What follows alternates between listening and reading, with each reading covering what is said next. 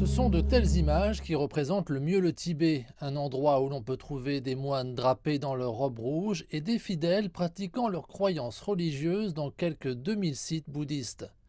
En mai de cette année, l'Institut bouddhiste tibétain comptait plus de 3000 moines et nonnes qui étudiaient les sutras, peut-être un indicateur que la foi continue de faire partie intégrante de la société. Pourtant, selon certains, il n'en a pas toujours été ainsi. Il y a 70 ans, la liberté religieuse au Tibet était trompeuse. Par exemple, les croyances n'étaient réservées qu'aux moines aristocratiques supérieurs. En fait, la religion était davantage utilisée comme un outil psychologique pour exploiter les gens, en particulier les personnes âgées, les pauvres et les malades. Mais comment les bouddhistes tibétains voient-ils l'histoire de la région? Poussant la question de la liberté religieuse, un moine âgé a insisté pour nous dire qu'il a été témoin de changements positifs pour lui-même et pour ses compatriotes tibétains.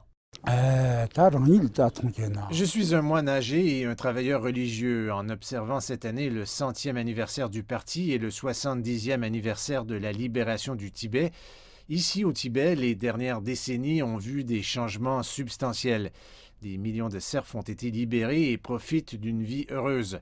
Les politiques actuelles sur les croyances religieuses sont bonnes, en particulier pour les moines du temple. Suite à diverses réformes, un exemple d'une société religieuse améliorée au Tibet est le soutien financier aux lieux de culte.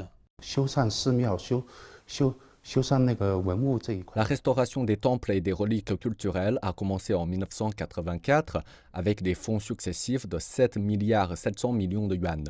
Le Tibet dispose de fonds spéciaux pour investir dans les réparations et a même demandé le statut de patrimoine mondial pour plusieurs villes. Des subventions sont également fournies par le biais de politiques pour soutenir les enfants nés dans les temples. Ce n'était pas comme ça dans le passé. Revenant à la liberté religieuse et aux critiques de l'étranger, ici les bouddhistes disent que ce n'est pas la réalité sur le terrain et que ce n'est que du bruit. Certaines forces adverses ne veulent pas voir le bien de la Chine sans parler du Tibet et plaident pour qu'il n'y ait pas de liberté de religion et de liberté d'expression ici. À mon avis, ici, les propos de ces personnes tentent de perturber la paix et la prospérité. Leurs déclarations sont folles et sans fondement. Le bureau d'information du Conseil des affaires d'État affirme que toutes les religions et sectes sont égales au Tibet.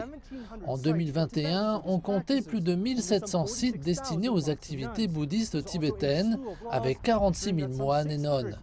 Il existe également une multitude de lois garantissant qu'environ 600 personnalités religieuses exercent des fonctions à divers niveaux de gouvernement.